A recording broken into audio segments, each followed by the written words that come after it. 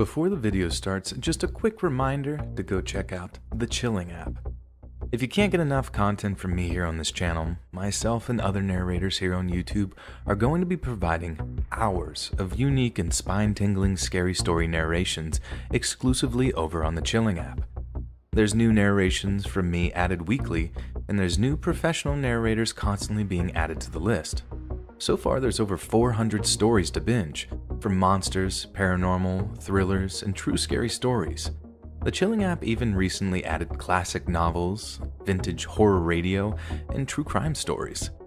And this all can be enjoyed with their one-of-a-kind ambient menu, where you can mix in immersive and relaxing sound effects like rainstorms and crackling fireplaces, and adjust their volumes independently, and a sleep timer so you can drift off to dreamland without interruptions. Click the link in the description or the pinned comment to try the free trial of the Chilling app, and after that, it's only $2.99 a month, which makes it completely ad and interruption free. Also, be sure to follow Chilling on social media so you can learn how to win a PS5 bundle in October. They've already given away an Xbox Series X, so you're not going to want to miss this.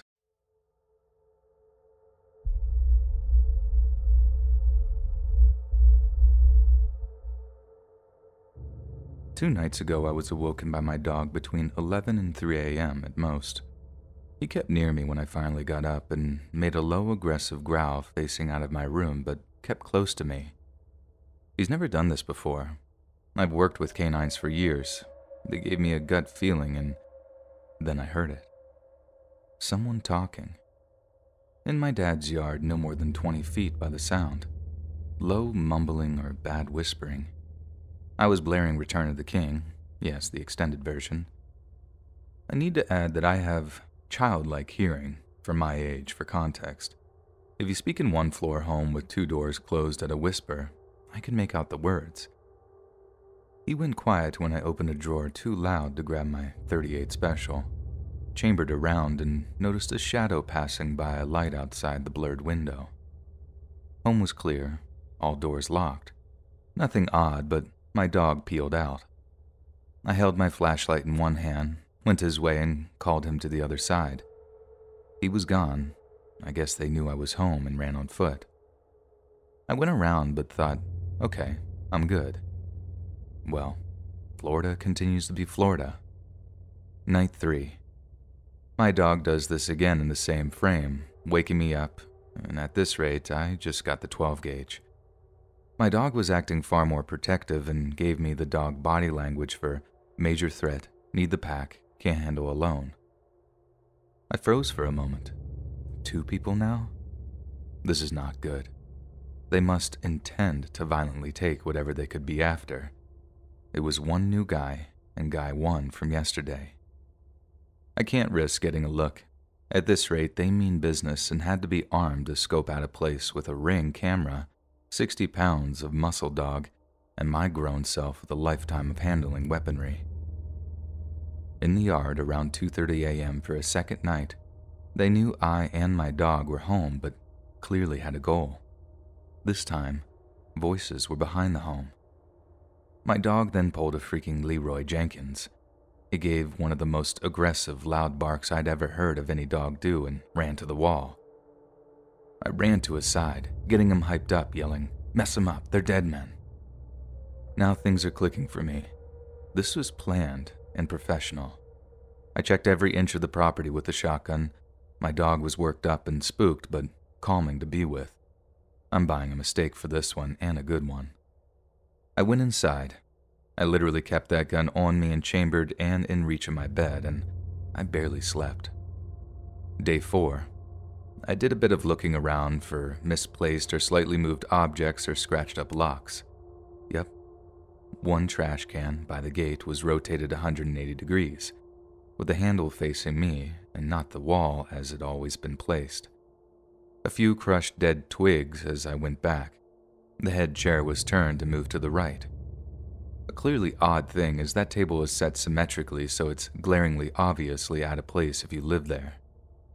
The Ring camera system and my neighbors so far show nothing, but I knew these guys had to have known that my dad was gone. They knew his son lives there, that the dog would eat them and is huge, that I had a gun, and I even announced that it was armed. Yet they came back with backup.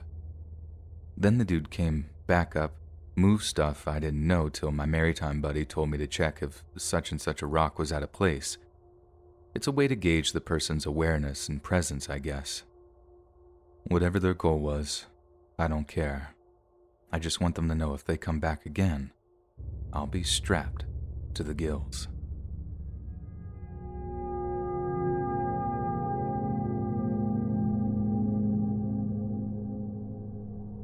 So back when I was growing up, I had a bunch of unsavory stuff happen to me and ended up being placed in a foster home.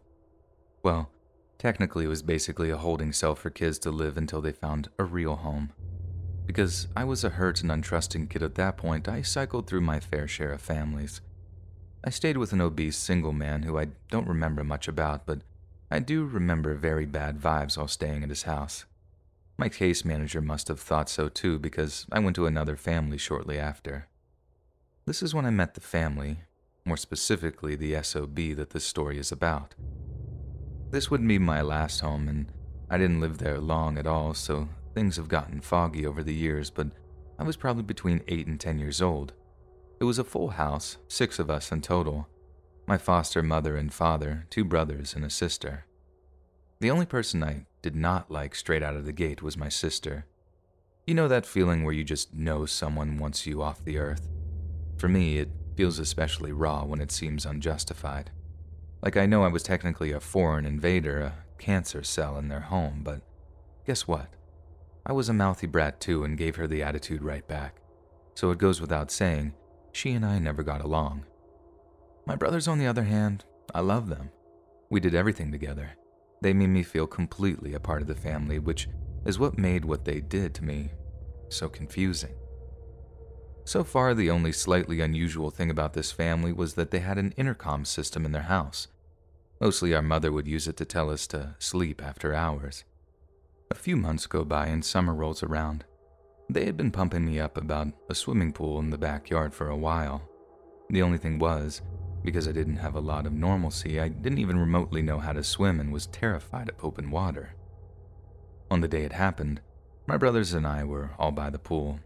They also had a slide they used for the pool. It went straight into the deep end.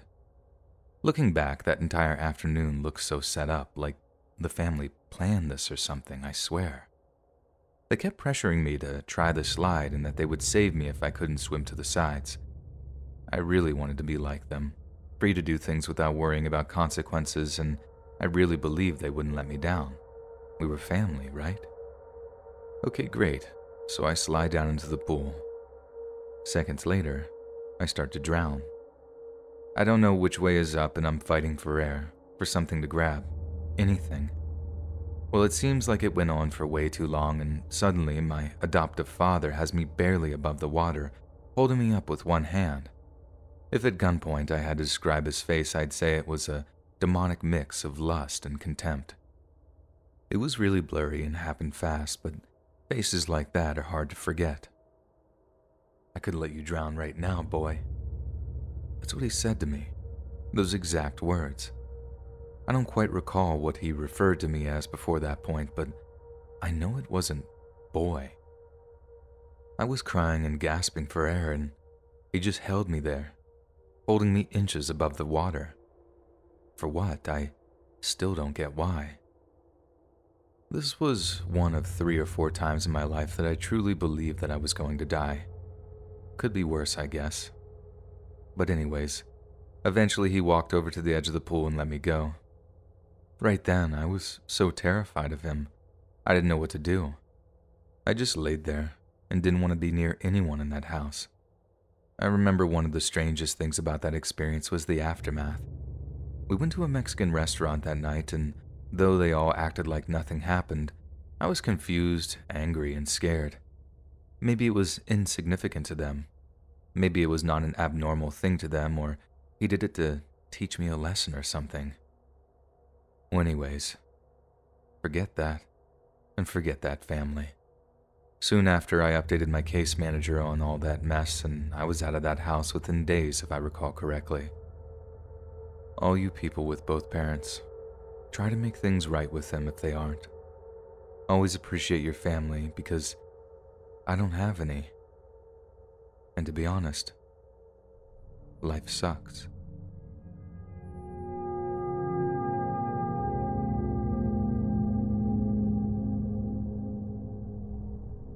I've been running in these woods for as long as I can remember, but this might make me change my mind. The story began at 6:30 p.m. I had finished eating and decided to go on a run as usual. I always use the same path, cross the street, run for about 1 kilometer, and pass the gate that goes into the woods. Something important to note is that the trail I use in the forest is separated about halfway through. One path is paved and the other isn't. I usually go into the unpaved path first and then turn into the paved one after about 3 kilometers. Nothing ever really goes wrong. I meet some rare people walking their dogs, but other than that, I'm pretty alone. At least, I thought I was. I'd been running for a while now when I heard a notification coming from my phone. An airdrop notification. Since I didn't want to make it look like I was worried, I kept running for a couple of minutes and then stopped to change the music, so to speak. I dreadfully opened the airdrop. Who was sending me stuff? I'm pretty sure that I was alone. I clicked on the drop and my heart sunk. It was a Snapchat picture of me running with the caption, "You look so good." I didn't turn around. Instead, I kept running like nothing happened until I reached a certain point. You see, the forest is surrounded by a fence to stop children from coming in unsupervised, and I didn't like that rule when I was little, so my friends and I cut a hole in it. When I was aligned with that hole, I quickly turned and buried myself into the forest, aiming for my escape. I could hear ruffling behind me, and I still didn't turn back. When I finally reached the hole, I jumped through it and absolutely booked it to the fire station that was a couple streets down. The last things I could hear when leaving the forest was an angry huff and metal meeting metal. I don't know who it was or what they wanted from me, but I never ran in that forest again.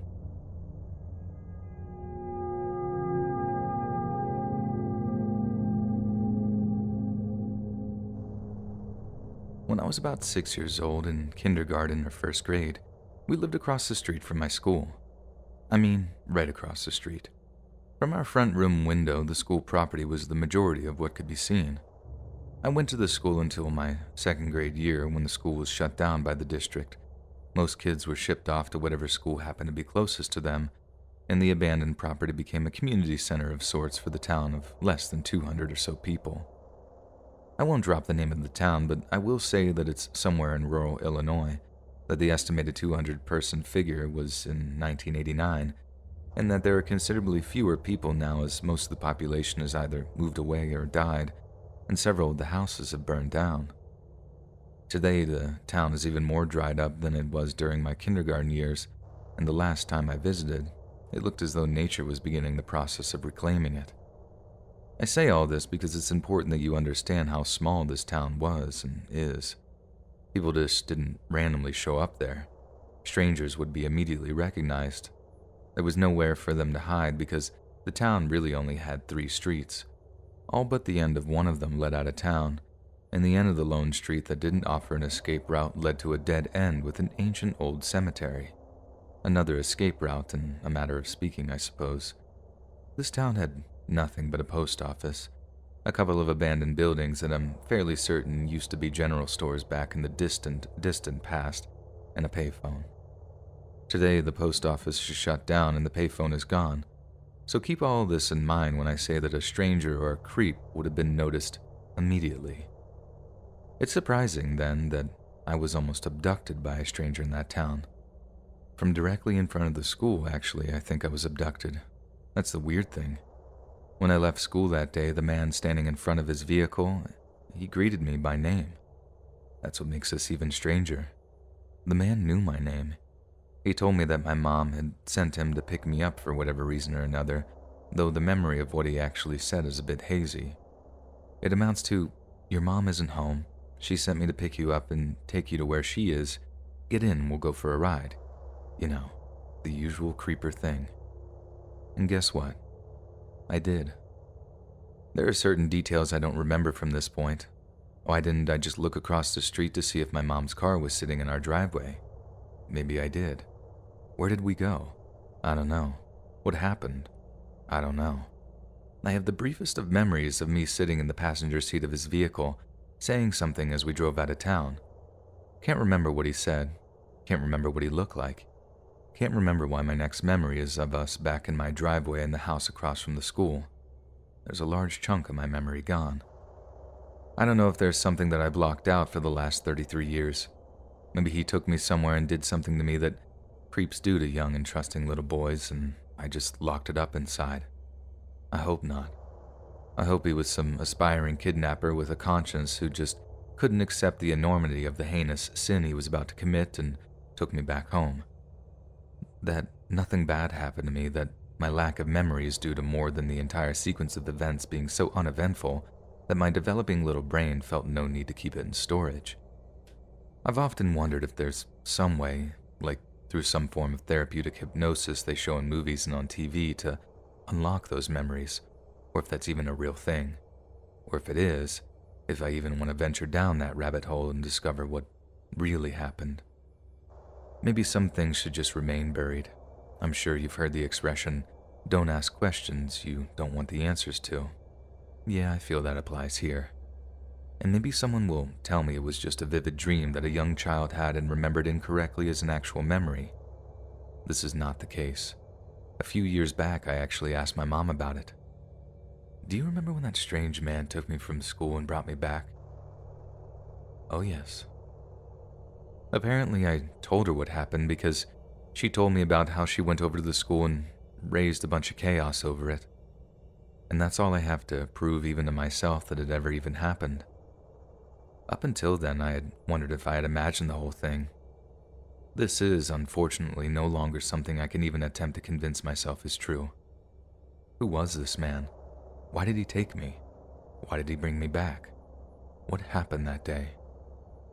I'm a big fan of horror. I love a novel or a movie about monsters. I'm an avid fan of Stephen King and creepypasta, but it isn't Pennywise the Dancing Clown or Slender Man that keep me up at night sometimes.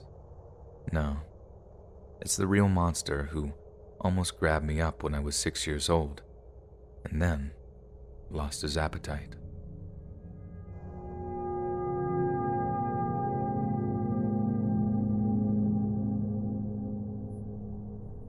When I was 9 years old, I idolized Carl Lewis, and subsequently had a very short haircut like his. My family was vacationing in San Diego, and we were beach hopping to swim everywhere we could. We were at Boomer Beach, just south of La Jolla Cove. It was called Boomer Beach, in my head anyway, because the waves crashed right on shore and had a lot of energy. As of today, you can no longer swim there. They've dropped large boulders to slow erosion. If you were brave enough to get in, you were undoubtedly pummeled. My sister and I were messing around in the waves when I got seriously tossed. A set of rough waves smashed me under and I hit the bottom. As I tried to come up, another wave smashed me again. I couldn't catch my breath and was panicked. Suddenly, a strong pair of arms grabbed my shoulders and lifted me out of the water. It was a young male, no idea how old, as everyone seems old when you're 9. I thought at the time he was in his mid-20s. I was so grateful I sucked in a huge breath of air and looked at him, where he promptly said, "Oh, it's a girl," and dropped me back in the ocean, and turned back to make his way to shore. I managed to get back to shore because of him and the fact that the wave had passed. But still, he regretted saving my life because I didn't have a wiener? It still creeps me out thinking about what this guy was and has since been doing in the world.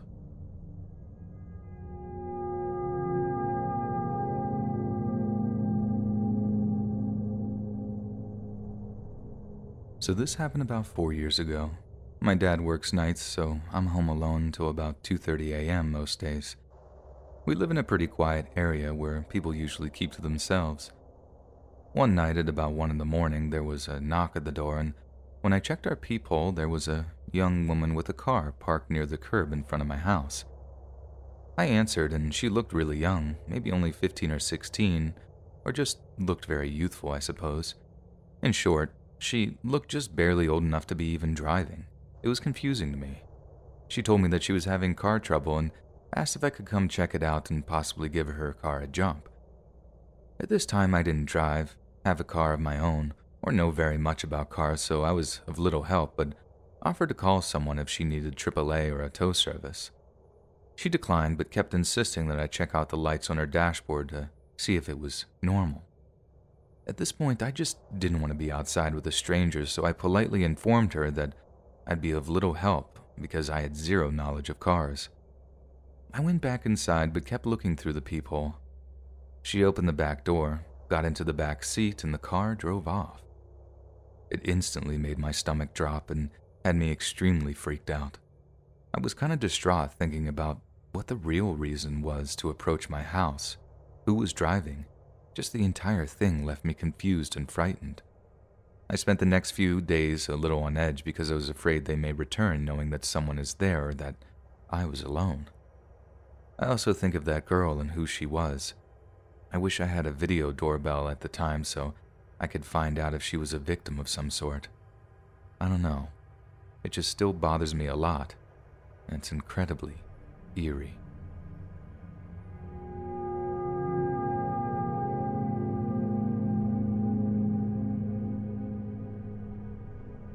This happened a little while back when I was 15. I'd just discovered the rebellious act of sneaking out. This was probably my 4th or 5th time doing it, and this one night I decided to go and meet up with my boyfriend. At the time we weren't together, but we liked each other. And you know how that goes.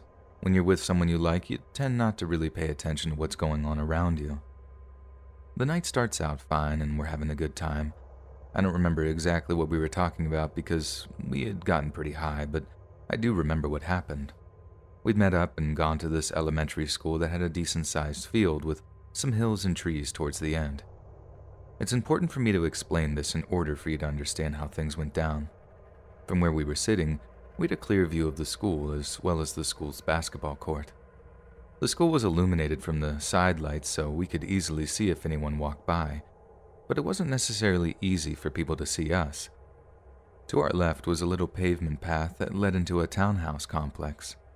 So we were sitting there at the edge of the field looking at stars and talking about random stuff when we start to hear the crunch of gravel coming from the school. Because we're high and paranoid, we immediately turn our attention to the illuminated basketball court. We watch as this guy walks by with his bike and doesn't seem to notice us. After he passes, we almost instantly forget about it and resume talking, laughing, and just being a bit loud. Perhaps 10 minutes later, we hear that same crunch of gravel, so we go silent and look towards the school.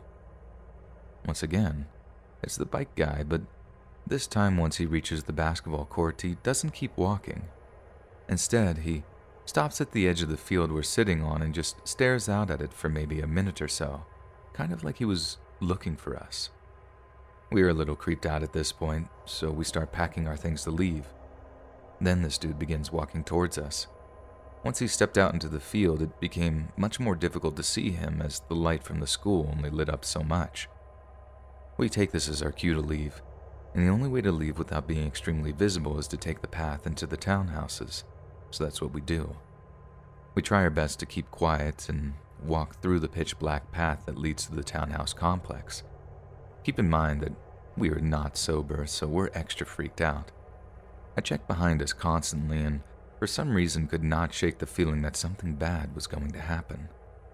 We finally reach the end of the pitch-black path and make it into the decently lit townhouse complex. We ease up a little bit and begin trying to find our way to the main entrance and exit because that's the closest way out besides the way that we came in. We are walking through the complex and start talking once more. Finally, we turn to the corner to leave, and just as we're about to leave, we see the same freaking guy with his bike right at the entrance.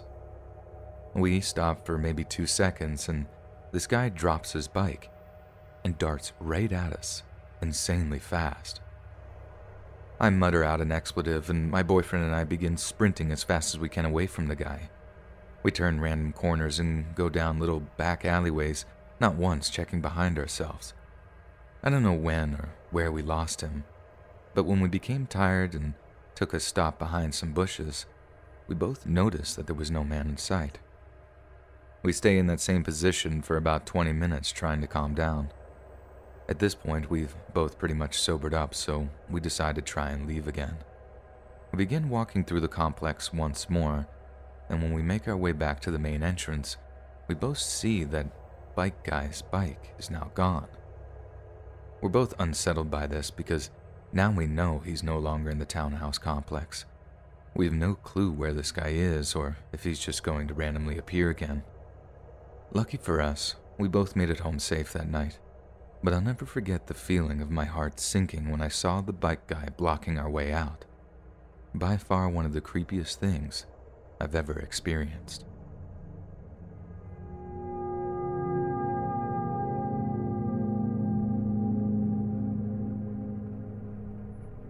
I was 17 in the 11th grade. I usually didn't accept random requests on my Instagram, especially if we had no mutuals. I took my page off private for a while and so anyone could follow me. This is when I got a notification that he started following me. The page had a normal following, not small enough to question whether it was a fake account or not. He had multiple pictures of himself with friends and family with captions and all. His comments were off for all of his posts, which wasn't a red flag since I had mine off too. Immediately after following me, he went through my profile and liked all of my pictures. He was a fit, good-looking guy, so I was flattered. Not long after, he DM'd me replying to a story of mine asking me if I was from such and such a city and that he was from there too. We immediately hit it off and DM'd nonstop for a while. It didn't feel forced and we never ran out of things to talk about. We eventually swapped phone numbers and started texting. He told me he was studying at a really good university which was in a city 2 hours away from where we both lived. Our talks escalated to day-to-day phone calls which lasted for hours. I sincerely started growing feelings for him and he made it clear he felt the same for me. We would talk about our deepest insecurities, our past, what we wanted our futures to look like, etc. It had been about 2 months of talking and I was undeniably eager to meet up in person. He would tell me he was coming to visit home on the weekend, but would always come up with an excuse as to why he couldn't make it. He gave very convincing and detailed excuses, never vague, so I didn't question it. I hadn't told any friends about him until my best friend and I had a sleepover. I ended up telling her about him, showed her his pictures, and didn't leave out that we hadn't met yet. Wanting to look out for me, she suggested I ask him to video chat to make sure he is who he says he is before meeting up. She told me she didn't want to freak me out, but that she was sure that she had seen his pictures on Tumblr before. There's a tool on Google that can be used to locate social media accounts and articles where the pictures have been posted. While she was at that, I called him and asked him if he was home and alone before asking him to video chat so he couldn't make up an excuse on the spot.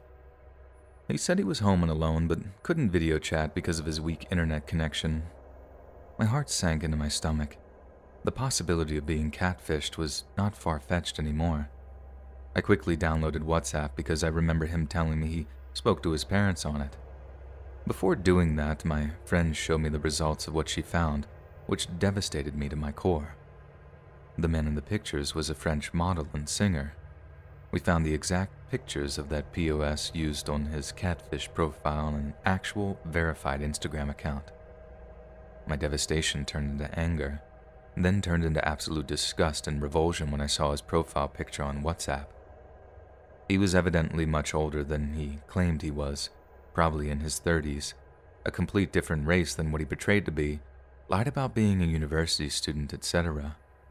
P.S. I have no preference to what comes to race or nationality, but he literally lied to me in detail about being part Italian and part Colombian. He even made up an excuse as to why he didn't speak Italian or Spanish when he claimed he frequently visited back home. I wanted to crawl into a hole and die. I started to sob uncontrollably and confronted him on WhatsApp. He went on to explain how he came across my profile and wanted desperately to get to know me. He said I knew I wouldn't be interested in who he actually is and wouldn't be attracted to him, so instead he used his fake account, which he was already using and active on prior to come across my profile. He said he came close to coming clean multiple times, but was afraid of how I would react. He said even though his persona was fake, everything else was genuine.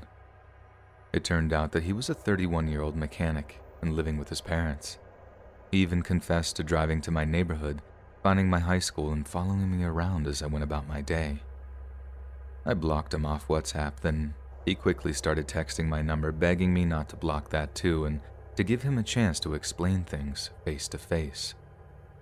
I went on to block him on everything, feeling absolutely heartbroken and betrayed while doing so. I spent months of my life daydreaming and fantasizing about how it would be like when we finally met in person and where it would go from there. Grew genuine feelings for him and even considered applying for the same university he was supposedly studying at. I got over it eventually, but I've definitely grown to be very paranoid and distrusting when it comes to meeting people online.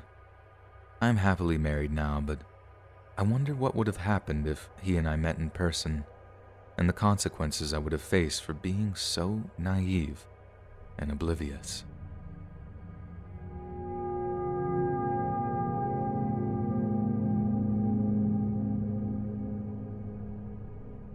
This happened back when I was 14, but even with my bad memory, I remember this years later.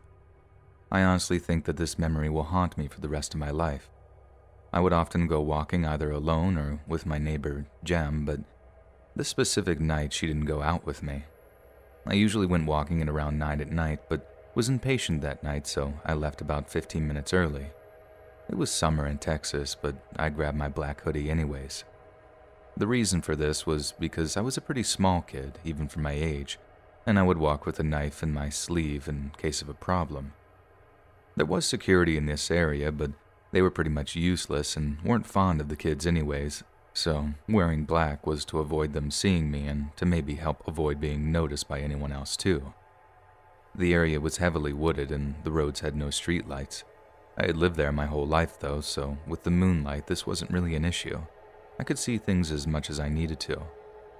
I walked to the park in the area and sat down on the swing set like I had a million times before. The park was old and wasn't very well taken care of, so the swing set creaked. The wooden picnic tables were half rotted with the paint mostly peeled away, and the metal slide was covered in rust. There was the main road that ran in front of the park and a branch-off road that ran along the side of the park with a thin line of trees between the side road and park. After a while, a favorite song of mine came on and I, of course, started singing to it, since singing was a big way I let out stress despite my stage fright.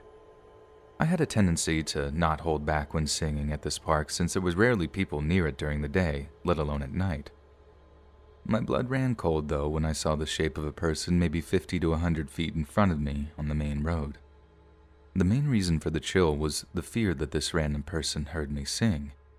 But then I got a deeper, bad feeling. Something was just wrong about them.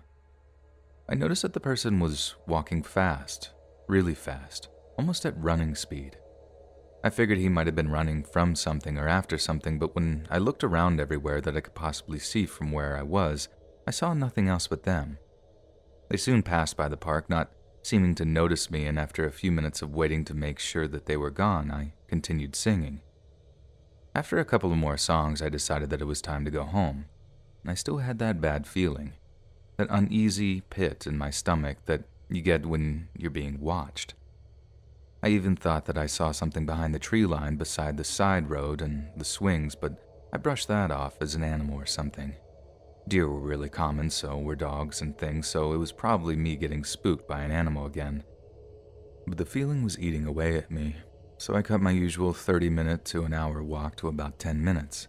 So I got up and started to leave the park, turning onto the main road to go home. As I was leaving, I saw a person walking towards the main road from the road that I ran right along the park. It looked like the same person as before. It was clearly a man.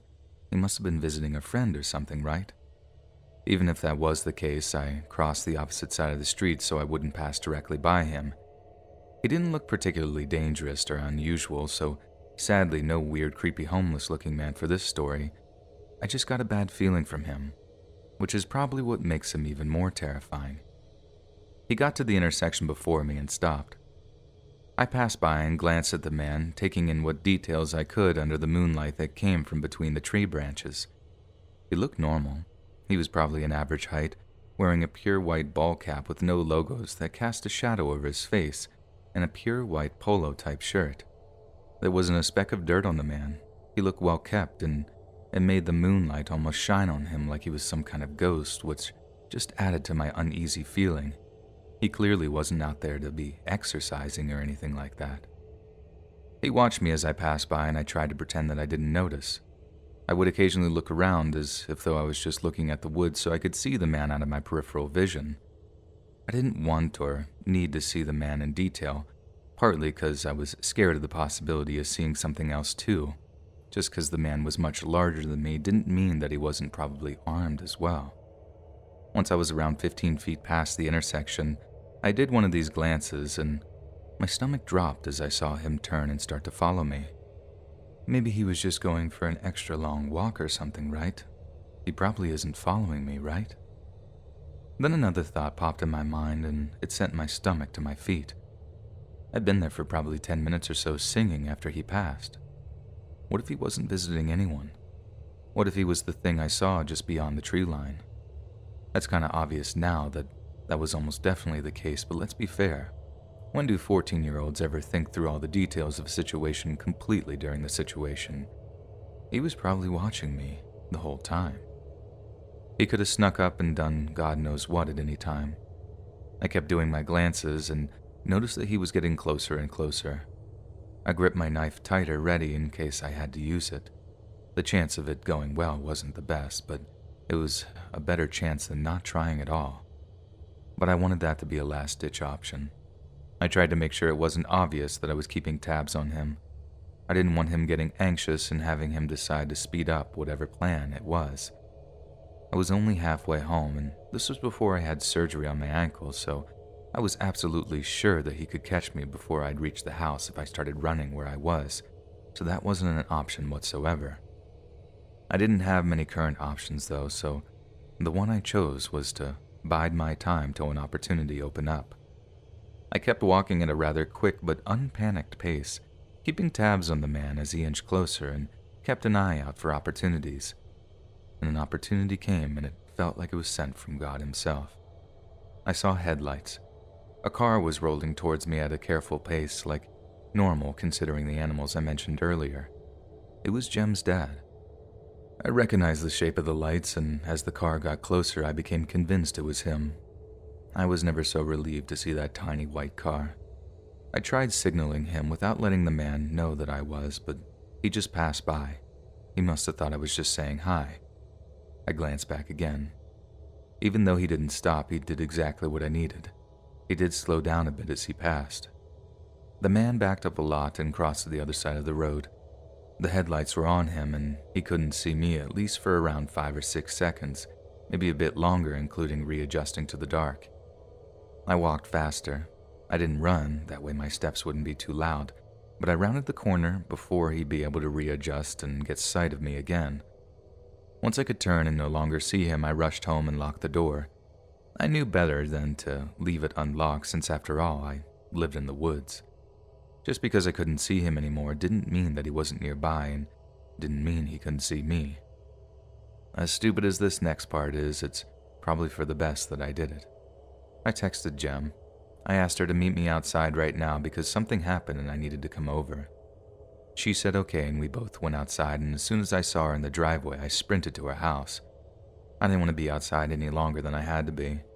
She kept panicking and asked what happened and what was wrong, and once I caught my breath, I told her everything. Right after I got done explaining, her dad walked in the house. He looked at Jem, seeming worried, then noticed me hiding behind her. He looked relieved and told her, "I was about to tell you to ask her to come over here." I asked him if he saw the man following me, and he said in the affirmative. He didn't really see his face, but that it was looking like he was trying to make it look like he was on a phone when he wasn't holding anything. But that wasn't even close to the worst part. I think this was the first time I've seen this man scared, and I'm not sure if I've ever seen fear like this from him since. He told us the man wasn't alone. There was a gate at the front of where I live that needed a car to get in. Apparently there was another man outside the gate who looked similar to the first, standing by a van. That meant they didn't live there, didn't want security knowing they were there, and wanted to get out quickly and quietly after they did whatever they were there for. Needless to say, I spent that night at Jem's that night, and I have no clue what would have happened had Jem's dad not driven by or if I would have left at my normal time.